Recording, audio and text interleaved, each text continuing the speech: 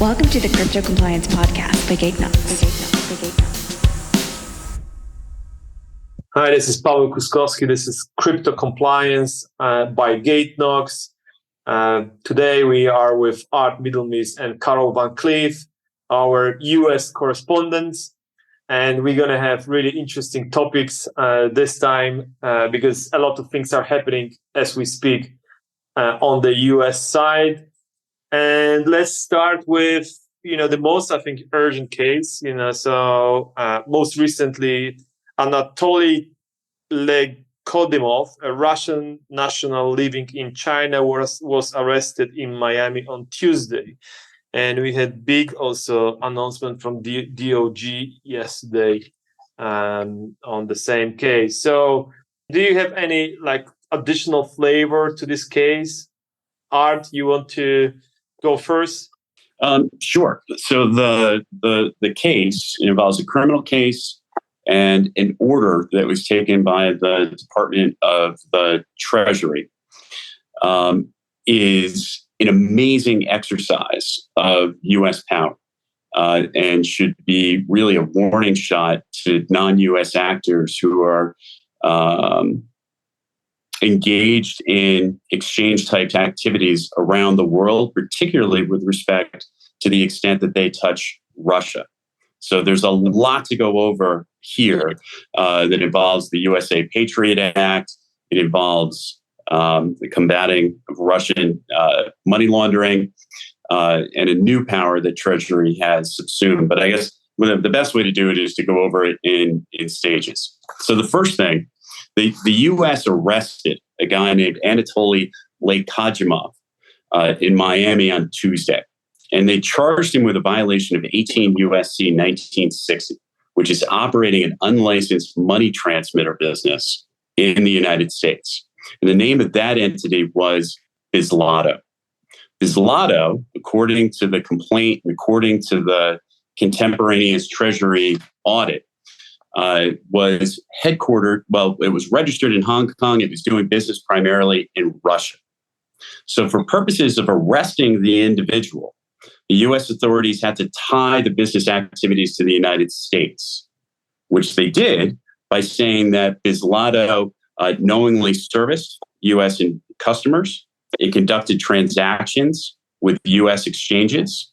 It ran using U.S. online institutions. It was managed by the defendant while he was in the United States. So in other words, they had him conducting the operations of the business in Russia while he was in the U.S. And he made statements to customs and had devices with him when he went through customs in the United States that linked him to Bitzlato. So that's why they were able to say that he conducted an illegal business in the United States and arrested him. But that's not really the gravamen of the case itself, right? The reason why the U.S. made such a big deal about this case is because of Bitzlato's activities in Russia. And essentially what they said was that Lekodimov and Bitzlato moved as much as $700 million in transactions involving Russia dark market webs like the Hydra market, which was closed down by German and U.S. authorities in April. They described Hydra market as an anonymous black market for drugs, stolen financial information, and fraudulent IDs. And also that Bitzlato had facilitated extensive transactions with respect to ransomware.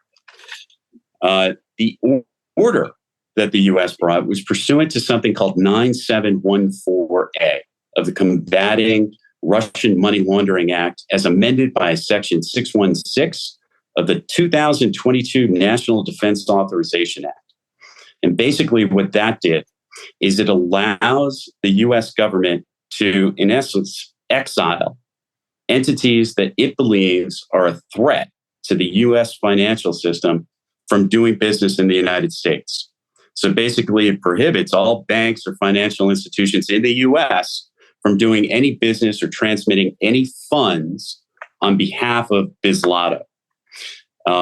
Specifically from engage. Let's let's break this down because I think there's a lot of information, There is a lot of information. So, okay, so we have entity established in Hong Kong officially, right? Yep. Anatoly was Chinese citizen, correct? Or he was living in China, right? He was living in China.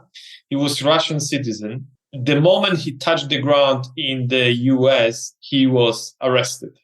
I don't know if he was arrested the moment that he touched the ground. Okay. The accusatory instrument in the criminal case cites him going through customs.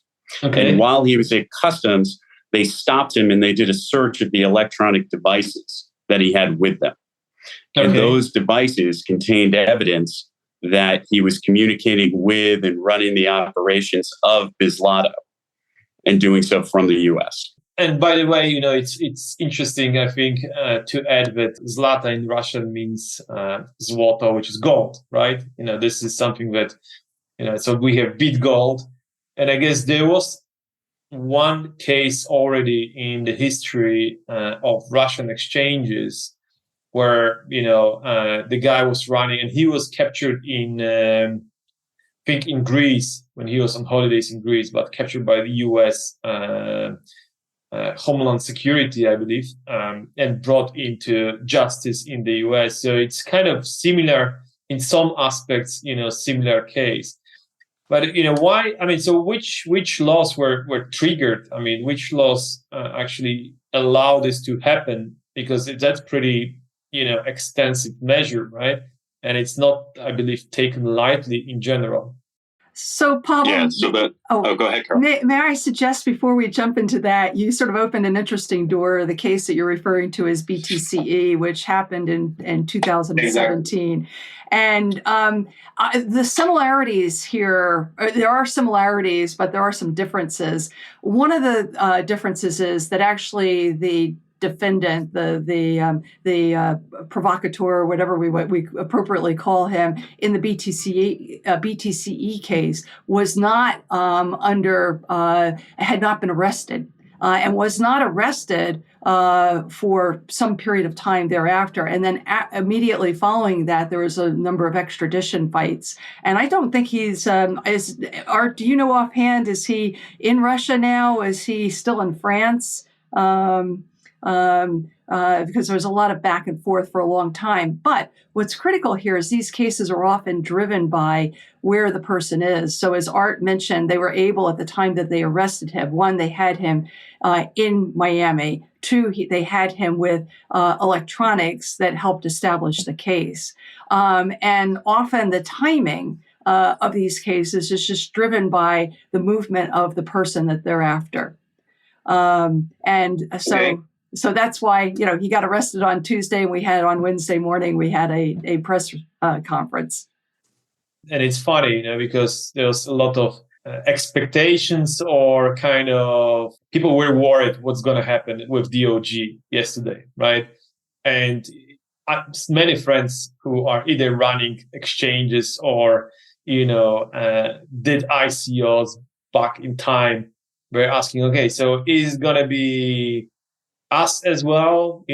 Like how far it's going to go, what type of warning it is to the market, right? Because frankly, majority of the exchanges, including top one, even if they do this right now, the KYC, AML, all this identification stuff, they didn't do this from the start, right? So majority of the exchanges would be running low in terms of, compliance, in terms of, identification of individuals. And there's many lawyers as well who are saying that it's not necessary, right, to do this. And, it's actually, people are becoming worried that they're going to be, next, or it can happen to them. So it is, there are examples both in the accusatory instrument and in the order where the US government is saying that Bitzlato did not do the types of things that you would expect a US regulated financial institution to do. Okay. It said on paper, we do KYC. They had evidence from their chat room, from their help desk, and other evidence that they didn't. They took on a policy. They basically said, you don't need to verify yourself at all. You don't have to provide us any information. Although they said on their website that you did, right? So this allowed people to transact completely anonymously. And although they started, apparently, a self-verification process in February of this year, there was evidence reflected in the papers that they didn't enforce it at all. So if you look at it one way, what the US is saying here is that this activity involved Russia. The entity was not doing the things that we would expect a US entity to do in terms of KYC. We know that it did transactions both with dark web markets and with respect to ransomware. And therefore, we deem it to be a threat to the US financial system. And we're going to issue this order that effectively exiles it and prohibits any US person to do any business with it whatsoever, right? So I think, Powell, what you're saying is that if I'm running an exchange and I think that I'm in a jurisdiction that doesn't require the same kind of KYC as the US, I might have a hard slap in the face coming because the US government could look at me and say, you're a threat to the US financial system because you're not verifying your customers. And we know that the customers that you haven't verified are up to all sorts of things that we consider to be dangerous. For instance, backing the Russian Federation right now, right? And therefore, we're going to issue this order. So it is an expansion. It's a showing of power that the US can export its expectations for these financial systems very widely and very powerfully, and really without any review. So is it definition of US person, which is kind of broad? And I think, this is coming, the US person definition would be the Patriot Act, right?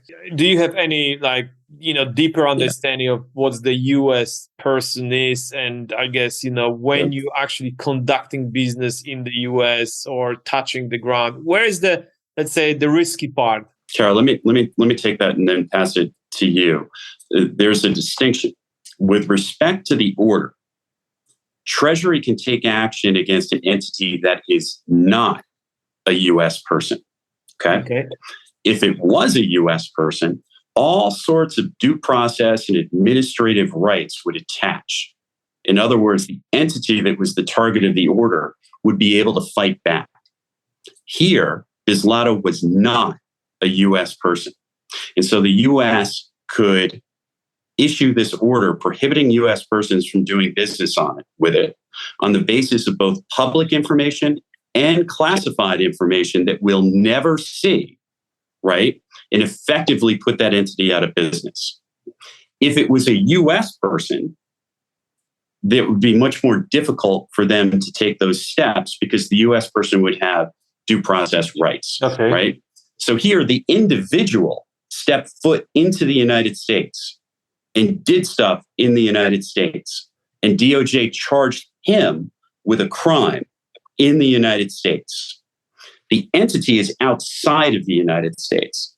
It's subject to this order that it will never be able to fight back against for various reasons, effectively, right? It's been exiled from the US and nothing else is going to happen. This order ends it. So the criminal case will go on with respect to the individual. But Bitzlato is out of business, period. So I'll jump in here and say that we've got several different kinds of actions that have been taken. So there was the case against the individual, as well as then the issuance of this order.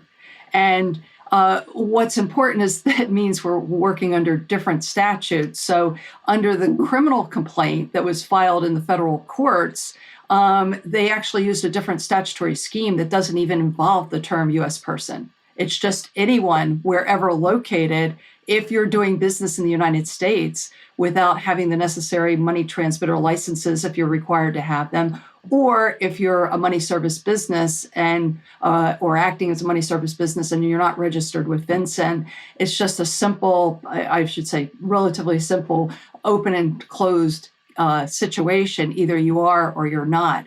And it doesn't matter who you are, where you are, anywhere in the world. If you're touching U.S. residents in the business activities, then you have the potential of going to jail as the complaint. Okay, so hold on, Carol. Let's assume we have protocol. Level 1 protocol, which allows you to transmit effectively funds, right? So, which I believe you could argue that they are money services businesses in some aspects, right? They typically set up in jurisdictions which are, let's say, like Switzerland or somewhere outside the US. But if someone is actually using these protocols, building on top, transferring funds, would this be captured, you think? And I know that it's a tricky question in so many ways, right? I think it's really interesting from the protocol perspective, right? Well, it depends on how far you want to go down the rabbit hole in the legal analysis. And I'm guessing that for the conversation today, we don't want to go too far. But there are a number of different definitions of money service business under the regulations put out by FinCEN, the Financial Crimes Enforcement Network, which is responsible for administering the Bank Secrecy Act. And there, as I said, is sort of a wide range of entities that get thrown in under this definition of money service business. But there are some interesting exceptions that are created in there for those who are for networks, for example. And so I would say that it's probably a case-by-case analysis and looking at a level 1 protocol to understand, exactly how it's operating. But I wouldn't jump to the conclusion that it's a money service business or subject to this statute just by virtue of the fact that there may be transactions that are moving across this network. Yeah, it can get very difficult. This case is simple. This case, it's alleged that the defendant took value from one place and moved it to another place. He exchanged value.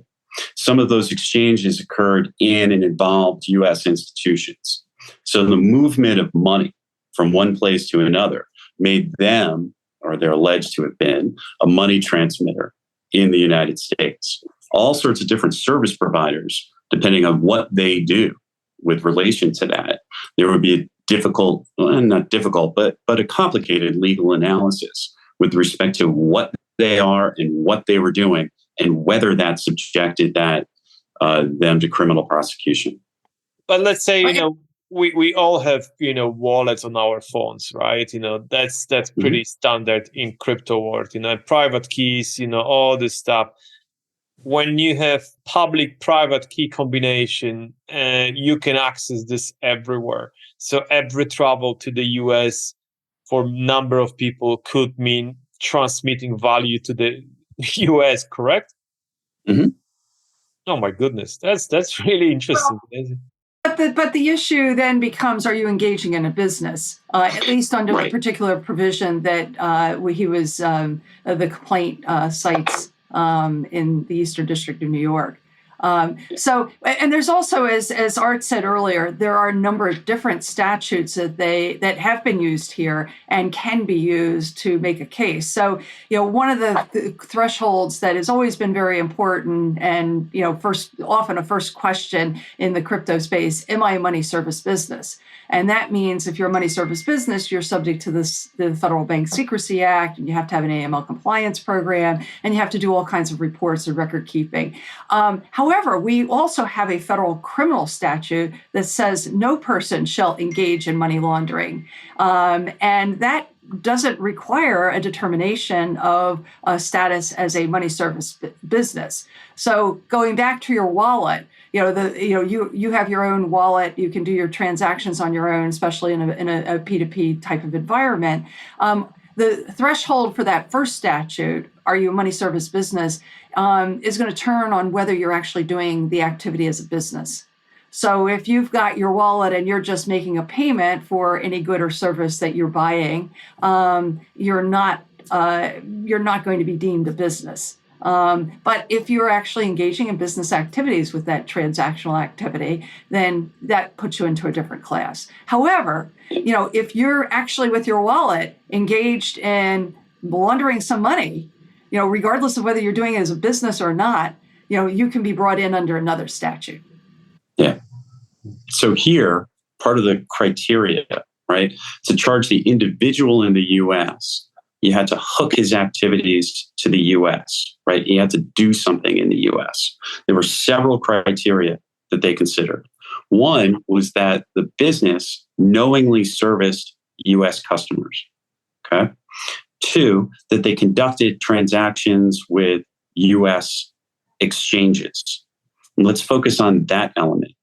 If I'm a non-US exchange and I've got no verification procedures and I'm doing business in Russia, right?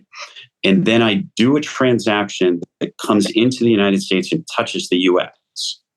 What's being reflected here is a view by the United States that when the non-US exchange conducts that transaction involving the non-verified customer, they have exposed the US exchange, and by expansion, the US financial system, to danger.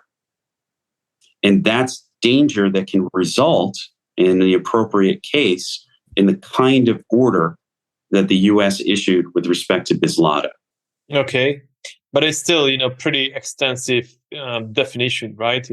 Like still, I think, you could qualify a number of, I don't know, let's say Uniswap. Are we coming to the realization that in crypto, all transactions needs to be conducted with AML, KYC, sanction prevention in mind to set up this properly? Otherwise, there's a huge risk, if not now, even if you have good advice from lawyers, right? You are not 100%, you can 100% rely on this. Yeah, the answer to that question is yes. Okay. Carol, I don't know if you agree, but I'll put you on the spot there. I'll modify it and say yes, depending upon the circumstances. So if you, and going back to the fact is that we do have this sort of fail-safe provision that says no person shall engage in money laundering. So at the end of the day, even if you're pulling your wallet, old-fashioned wallet out of your pocket and you're taking a dollar bill out, if you're taking that dollar bill out and giving it to somebody else as part of money laundering, you could go to jail, regardless of whether you're doing it as a business or otherwise. But if you're actively engaged in a business that has been set up for the purposes of doing this activity, there's no question you're going to have a problem. Okay.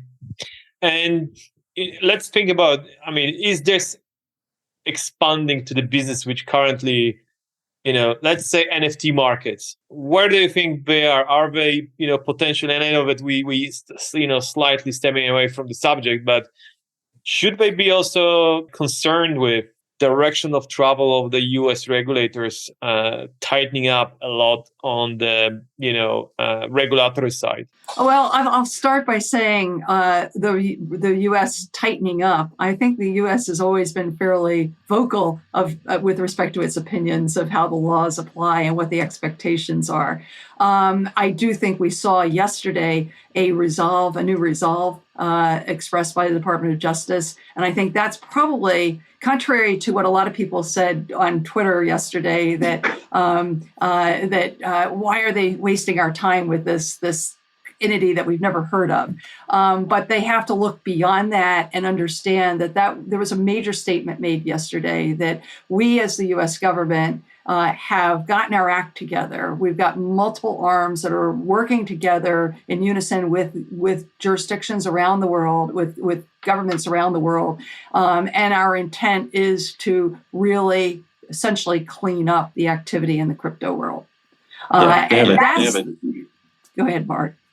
I was going to say, only Carol, to add to that point, that now they have a task force set up to this. It's referenced here, and they have a template for doing this again and again and again. And although this particular statute that they used is keyed specifically to Russian illicit finance, the USA Patriot Act 311 mechanism basically has the same power. There's a rulemaking process attached to it, which can be inconvenient for the government. But the government has that massive amount of power to be able to work in this space. And it's showing people that it's committed to doing that and that it's going to do that going forward. In fact, we go ahead, Carol. I'm sorry. No, please finish. I'm on a roll. We actually, in preparing for this, Powell, I looked at something that we wrote back in September 2019, and we had looked at the U.S. Treasury's anticipated budget for the upcoming years. And Treasury had written in 2019 that it expected there to be like a 30% increase in the type of these orders by 2022. And so if you look at it that way, Treasury told us in 2019 that it was going to be using this authority more expansively. And now look, it is. And from that, I would expect that they're going to keep using this authority because it works, it's effective, and it doesn't really provide the target of the action the ability to fight back effectively. You had similar case in law firm, right? Can you talk about this? How the 311 is working and why it's so aggressive and so difficult to defend as well. Like this. Like I remember the case Andorra Bank, right? And that's something. What was this Banco de Andorra? Is it correct? And I Banco remember Privada de Andorra. Yeah, and I remember that they were removed from one day. It was announced, and a week later, I think the company was simply not operating anymore. So and there was like 150 years in operation. What's the government? The government took possession of Banco Privada de Andorra, I think, 5 days after the 311 action by the U.S. My firm represented the shareholders for Banco Privada de Andorra, so I can't talk about it in detail, but in terms of what's public, that's public. We also represented ABLV, which is a Latvian bank that was subject to 311 action. I think that ABLV set the record for institutions that were 311, is how you would put it, because they stayed in business for 2 weeks, thereabouts, after the 311 action was brought down. So in essence, these kinds of actions are a death sentence for the institution. I agree totally, and we've seen that on multiple occasions. I think there was another one. Maybe it was Banco Delta Asia, where within hours of the just the finding being issued, not initiating the rulemaking piece, which does can be very lengthy, but within hours there was a run on the bank. And the the government had to step in and take over the bank. And I don't know whether they put it in conservatorship or receivership, but to Art's point, it can absolutely be a death sentence. Now, an issue is how often has it been used for non-banking entities? It can go beyond to other types of financial services entities, which obviously Bitzlato fit into that other category. Will it have the effect of cutting Bitzlato off from the rest of the global financial system? Because then what happens is entities in other countries, banks or otherwise, get very nervous about doing business with this entity or facilitating customer transactions into this entity. So how different it is in terms of how different it is to sanctions? I mean, that's something which is, I've been asking a lot, on this case, how it is different than sanctions, 311 or what we have in Bitzlato. Two different agencies. They both report up to the Treasury Department, but they have very different mandates. Laws have different enforcement mechanisms and so on. So could they have used sanctions here? Well, arguably, we already have the Russian sanctions in place. And sanctions are not necessarily always the right tool of economic or foreign policy to use. And here's another tool that is available to the government and can have a different kind of a sting on the organization. Okay, so is this something, if you would be, there would be word of advice for anyone in crypto, is it like, even if you are not operating in the US, you should be aware, or you should be getting legal advice from the US lawyers, counsel, anyone, because it's very difficult to prove, especially in crypto, right? Especially when you have any sort of decentralized finance, it's very difficult to limit access to the platform from the US, let's say, right? IP, I think blocking IP addresses is completely insufficient, right? So is this, you need to go to you to get advice, how you set up, even if you set up in, I don't know, Gibraltar or, Cayman, to understand what are the legal requirements in the US, and you should be aligning yourself? I think Art and I probably can both say absolutely. and yes, please consult with knowledgeable counsel and consultants. History has shown, one, that the U.S. has been very vocal in notifying essentially the world of what the obligations are in the United States. If you're doing business with U.S. residents, you have to be complying with certain sets of laws. And that statement, especially in crypto, was made as early and very explicitly in 2014 by the then director of FinCEN. Since the passage of the USA Patriot Act, again, I think the U.S. government has been very clear, and on multiple occasions, FinCEN has issued general notifications to entities that are engaged in the movement of money as to the fact that U.S. laws do apply if you're touching U.S. residents. I think that we're dealing with a class of players who are don't necessarily want to comply with the laws. For those who have a different view, they do need to I think, if they are even on the fence of what applies or doesn't apply, they should most definitely seek counsel on that, and make sure that the counsel's knowledgeable about the issues. Yeah, it distills, Pavel. You got to know who your customers are, and you got to know what they're doing, right? The actions cited by Treasury, they cite chain analysis, analysis of where monies where funds were flowing. So that's going to be an increasing expectation that you have to know who the customer is, you have to verify who the customer is, and you have to monitor what they're doing, either through a tool provided by like chain analysis or elliptic, so that you can monitor their activity to know whether or not your customers are up to no good and whether their transactions that occur after they touch you are going to hit the U.S. financial system because you are exposed to this. Now, this case involves, the U.S. was able to demonstrate that there was a lot of nasty activity that occurred through this entity. And specifically, this statute is geared to Russian illicit finance. And the support by this entity for the Russian Federation regime and the attack on Ukraine are cited explicitly in the documents. It's one of the reasons that they brought this case.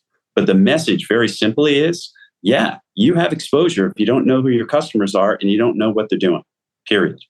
Yeah, and I think just to kind of wrap up, and thank you very much for really on this very short notice to come together to this. But when I'm talking to within Gatenox, when we say, okay, you need to use tools like ours in order to do proper KYC, corporate KYC, there is a lot of pushback saying, listen, we are not required. We get advice from lawyers that we are not covered by the law, and it's something which is, I don't know how to or what we need to do as an industry to understand that this type of obligation will come sooner or later, right? To the DeFi market, NFT, level 1 protocols, everyone who is touching, who is moving funds, because it's going to be very easy to trace them and to evidence that you should have known. These tools like Chain, Elliptic, CoinFirm, everything is available in the market, and you could get them, right? And you could do your stuff properly. as opposed to, I know that it's building is fantastic, but there's certainly, and I always say that, when there is fun, there's responsibility as well, so you need to be responsible in this context. Well, Pavel, you're right. I'm going to take it a little slightly different direction and say that I've been in many of those conversations that you've just mentioned about people saying, well, I'm not subject to those laws. And the question is, what laws are we talking about? And often they focus on the FinCEN rules. Am I a money service business or not? And do I have that obligation to do customer identification and suspicious activity monitoring?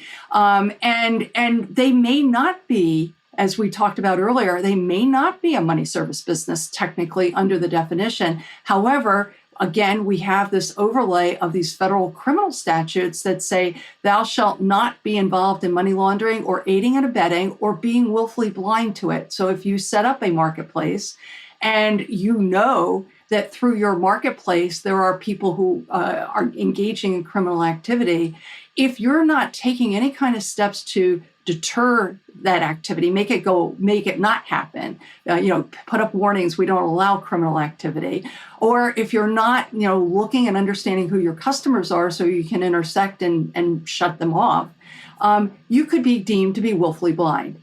And that line between, being willfully blind and actually aiding and abetting is a hard line sometimes to draw without taking steps. So typically when I advise clients, my approach is to say, I don't really care whether you're a money service business, but you need to take steps to protect you as an organization, you as a person from potential criminal prosecution by putting at least some very basic things into place, which can show that you're making an effort not to allow your business to be used for criminal activity. Carol, I agree with that. It's well stated. And the advice is, if you're running an exchange, as of March 2022, Bitzlato said, we offer simple registration without KYC. Neither selfies nor passports required. Only your email is needed. And if that's your policy, and if that's what you have up on your website, you're a target because you're endangering the U.S. financial system. And distilled, I think that is the position that the U.S. Treasury announced with this order. Well, and I'm going to note also that this order, in a lot of ways, felt a lot like what the U.S. government did with e-gold back in 2007. There are many aspects of it that are very similar, which was, not posting. They were criticized for not having, at least in their terms and conditions, that you can't use the system for criminal activity. Not doing certain kinds of customer identification. So even if you're not required by law to do customer identification, you probably want to do some to be able to have a good idea who your customers are. And I took note of the fact that they said, Bitzlato said, we don't do business in the U.S. And they said in July of 2022, based on IP addresses, they had 250 million hits in the U.S. or in New York alone. I think it was either U.S. or New York. But bottom line is there are lots of different ways we can measure how well somebody is doing this. And in this particular case, it seemed like they didn't do anything. Now, obviously, we probably should have the major disclaimer is that these are allegations that are made by the government, and with good lawyers, many of those allegations may be refuted in various ways. Yeah. Okay. Art, Carol, thank you very much. I really enjoyed. Thank you. Great. Thanks, Pavel. Thanks, Carol.